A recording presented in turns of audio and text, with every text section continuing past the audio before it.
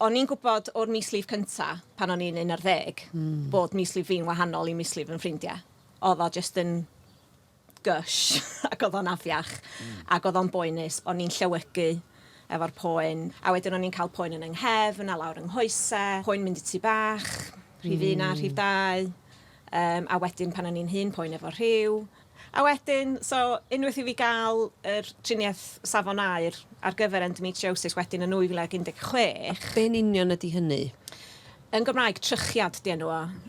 Excision surgery yn Saesneg, lle maen nhw'n torri yr endometriosis allan o'r corff. Ydy'n golygu bod nhw yn tynnu yr endometriosis o'r mond tu allan i'r groth, ta lle bynnag mae o? Lle bynnag mae o. Hwna'n swnio fel bod hwnna'n llawdriniaeth mawr felly, yn gallu bod yn fawr. Yndi, o'n i off gwaith am amser hir, o'na andros o lot i wella honno fo. Dwi rwan yn menopause, a wedi bod yn menopause ers o'n i'n tua, wel, yn swyddogol, ers o'n i'n tua 42, ond eto di cael symptomau yn hirach na hynny.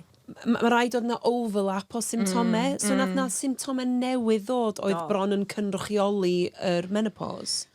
Ar ben bob dim, lle? Wel, dwi wedi bod yn cael night sweats ers blynyddoedd, ond o'n i'n meddwl bod hynny rhywbeth i wneud efo endo.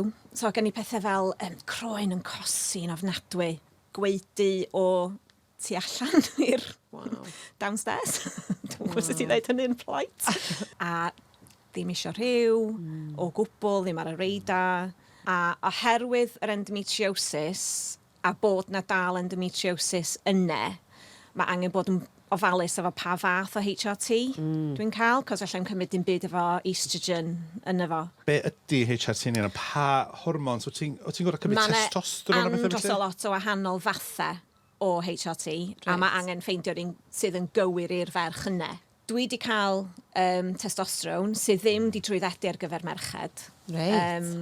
Ond a maen nhw'n rhoi dom mond fel yr last resort, really, ar ôl trio pethau arall. Mae'n gymleth. Mae'n ofnadwy o gymleth. So beth sydd ti'n dweud oedd y pethau oedd yn ddim yn neis o blaen sydd wedi cael ei gwella rwan efo'r testosteron? Wel, perthynas efo fy ngŵr. Hwre! Pawb yn hapus. Y gŵr. A mae jyst i helpu efo bob peth, dwi'n meddwl. Dwi'n teimlo bod wedi dod mwy o acne i mi. Mae'r cosi mawr mae di mynd. Mae'r gweudu di stopio. Mae jyst bob peth jyst yn well.